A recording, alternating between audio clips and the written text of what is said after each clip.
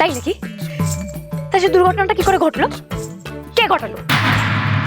সেটা আমি জানি না, কিন্তু আজকে আমি আপনাকে এই মন্দিরে দাঁড়িয়ে কথা দিচ্ছি, কারোর জন্য যদি আপনার এই অবস্থা হয়ে থাকে তাহলে তাকে আমি খুঁজে বার করবই। তাকে খুঁজে বার করলেই বোধহয় সবকিছু পরিষ্কার হয়ে যাবে। দেখুন, সে না হয় এখন আমি আপনার স্ত্রী হলাম, কিন্তু আপনি তো অনেক আগে থেকে আমাকে ধাওয়া করতেন, সেটা কেন শুনি? কি বলি বলুন তো আপনাকে? কেন? সত্যি বলবেন? কি হলো, মুখে কোনো উত্তর নেই কেন? হ্যাঁ, সত্যি সত্যি বলুন তো, আপনারাই আমার এই অবস্থা করেননি তো?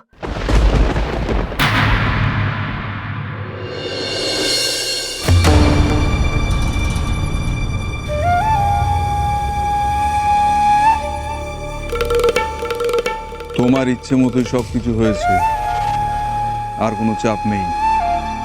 কিন্তু একটা জিনিস খেয়াল রাখবে অঙ্কন, তার আর সন্তানের যেন কোনো ক্ষতি না হয়। ও আমার বংশধর, এটা ভুলো না। ওর কোনো অযত্ন কিন্তু আমি বরদাস্ত করব না কোনোভাবেই, এটা তোমায় বলে রাখলাম অঙ্কন। এবার ওরা রওনা দেবে। অন্যেরা যে যার মতো চলে গেছে ঠিকই, কিন্তু তারা আর অঙ্কনকে এবার তারার বাড়িতে যেতে হবে। আমি সব ব্যবস্থা করে দিচ্ছি যাতে কালকে ওখান থেকেই কোণে বিদায় হয়। আপনারা কি ভাবেন বলুন তো? আমার কি মাথা খারাপ হয়ে গেছে আমি তারার বাড়ি যাবো? কখনো না।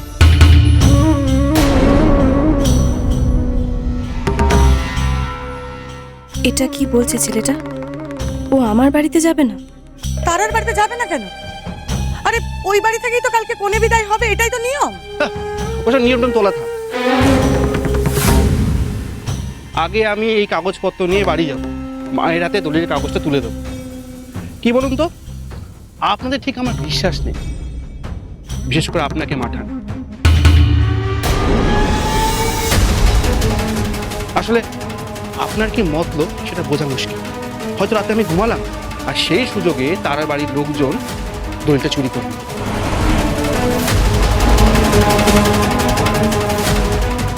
না না না, আমি সেসব চান্স নেব না, আমি বাড়িই যাব। তোমার কাছ থেকে কেউ দলিল চুরি করবে না বা কেড়ে নেবে না। তবু আমি বাড়িই যাব।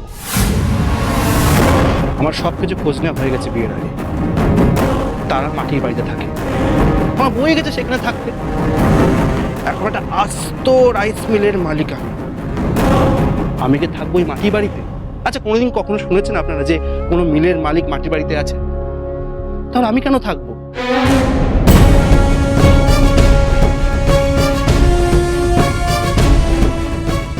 আমি আজই বউ নিয়ে সরে যাবো আমার বাড়ি। তুমি নিয়ম মানবে না? মাটির বাড়ি বলে শ্বশুর বাড়িতে যাবে না? আর দিরাগমন? ওই নিয়মটা আমি মানি। দিরাগমনে আমি আপনার বাড়িতেই যাব।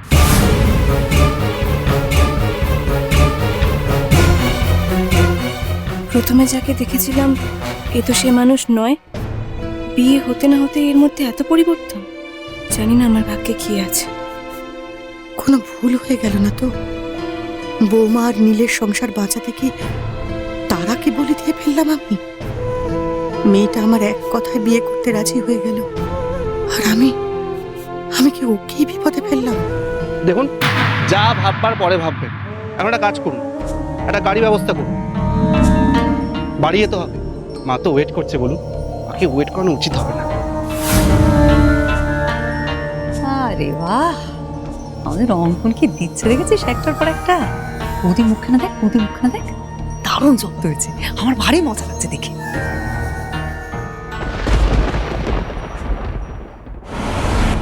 আমাদের জন্য আপনার এই অবস্থা হয়েছে? হতেই পারে। ওই জন্যই হয়তো আপনারা আমাকে জোর করে আটকে রেখে দিয়েছেন, যাতে আমি কাউকে কিছু বলে না দিই। ওই জন্যই হয়তো আপনারা চাইছেন না যাতে আমি থানায় যাই। এমন কাজ আপনারা করতেই পারেন। দেখলাম তো আপনাদের কাজকর্ম, যেমন আপনি তেমন আপনার মা। না না, তুমি ভুল করছো মা। নীলবাবুর মা কারো কোনোদিন ক্ষতি করতেই পারেন না। তুমি গ্রামে সবাইকে জিজ্ঞেস করে দেখো, সবাই এক কথা বলবে যে বিজয়া মাঠান গোটা গ্রামের মা, সবার ভালো করেন, কারো কোনোদিন ক্ষতি করেন না। কারণ উনি কারোর ক্ষতি করার কথা ভাবতেই পারেন না, বুঝলে?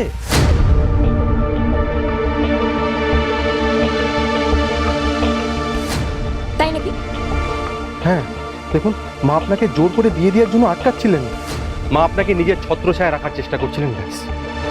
কারণ আপনি নিজের স্মৃতিশক্তি হারিয়েছেন, আর এই অবস্থায় যাতে কেউ আপনার সুযোগ নেয় না ব্যাস।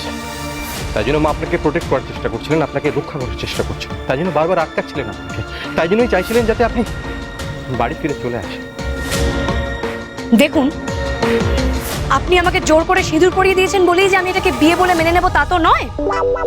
আপনি আগেও আমার কাছে ভণ্ড ছিলেন, এখনো ভণ্ডই আছেন। তবে আমি আপনাদের একটা সুযোগ দিতে পারি। এই যে আমার কিছু মনে পড়ছে না, আমার না ভীষণ অসহ্য লাগছে। আপনি আর আপনার মা যদি আমাকে কথা দেন যে আপনারা আমাকে আমার স্মৃতি ফিরতে সাহায্য করবেন, যে আসল দোষী তাকে খুঁজে বের করে এনে দেবেন, তবেই আমি আপনার সাথে আপনার বাড়ি যাব। তার মানে আপনি রাজি? এত লাফানোর কিছু হয়নি। আগে মায়ের পাশে প্রতিজ্ঞা করুন যে আপনারা আমাকে আমার স্মৃতি ফেরাতে সাহায্য করবেন, আর যদি সেটা না করেন তো এক্ষুনি যাচ্ছি, এই প্রতিজ্ঞা করে নিলাম।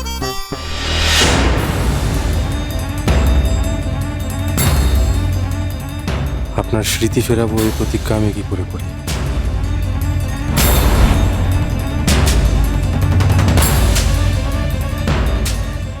কি হলো? হাত ছড়িয়ে নিলেন যে বড়। আপনাকে কি করে বোঝাবো সন্ধ্যা? আপনার স্মৃতি ফিরুক সেটা আমি চাই না। আমি তো সবসময় ঠাকুরকে ডাকছি যাতে আপনার স্মৃতি কোনোদিনও না ফেরে। স্মৃতি ফিরলেই তো আপনাকে আবার সেই কষ্ট পেতে হবে, সে আমি সহ্য করতে পারবো না। কি করবো আমি এখন? হয়ে গেল তো ফুস। জানতাম সব প্রতিজ্ঞা আপনি কিচ্ছু করতে পারবেন না। ঠিক আছে, আমার থানাতে যাওয়াই ভালো। আপনাকে কোথাও যেতে হবে না। আমি ঠাকুরকে ছুঁয়ে প্রতিজ্ঞা করছি, আমি আপনার স্মৃতি ফেরাবো। আর যার জন্যই এই অবস্থা হয়েছে আপনার, আমি তাকে খুঁজে বার করবো আর নিজের হাতে তাকে শাস্তি দেবো। ঠিক আছে, আমিও তবে ঠাকুরের পাশে প্রতিজ্ঞা করব। আমিও মায়ের পাশে প্রতিজ্ঞা করছি। মা গো, এই ভণ্ডটা যদি আমাকে আমার স্মৃতি ফেরাতে সাহায্য না করে, তবে আমি এই গ্রাম ছেড়ে চলে যাব। আর যাবো তো বটেই, যাওয়ার আগে কেমন শাস্তি দিয়ে যাব যে সারা জীবনেও ভুলতে পারবে না, সারা জীবন মনে রাখবে। আমার থেকে দূরে চলে যাবেন আপনি? তার থেকে বড় শাস্তি আর কি হতে পারে আমার জন্য? আমার গাড়ি তোমাদেরকে পৌঁছে দেবে। এবার তোমরা গাড়িতে উঠে পড়ো।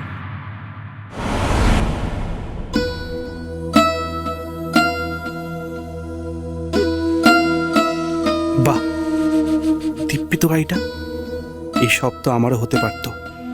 আচ্ছা, গাড়িটা ফেরত না দিলে কেমন হয়? এখন আমি রাইস মিলের মালিক। রাইস মিলের মালিকের তো একটা গাড়ি থাকা উচিত। কোনটে অঙ্কনের চোখ মুখটা একবার দেখ। একটা কথা বলবো মেজদা, আমার মনে হচ্ছে মিলের সঙ্গে সঙ্গে এই গাড়িটাও বৌদিমার হাত থেকে বেরিয়ে গেল। এই তোরা কি বলছিস রে? গাড়িটা গেল, আমারও তাই মনে হচ্ছে। তুমি কোনো চিন্তা করো না তারা, সব ভালোই হবে। আর আমি আছি তো। কিন্তু তুমি জানো, কোনো রকম কোনো টেনশন করো না। আমি টেনশন করছি না মাঠান। আপনি আমার জন্য অনেক চিন্তা করেছেন, অনেক কিছু করেছেন।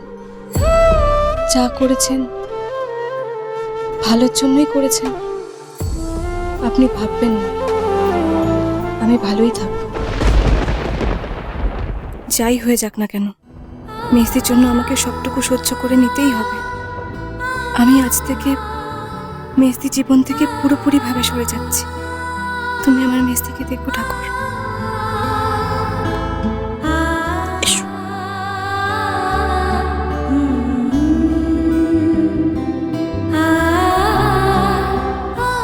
এই তারাই আমার ট্রাম্প কার্ড।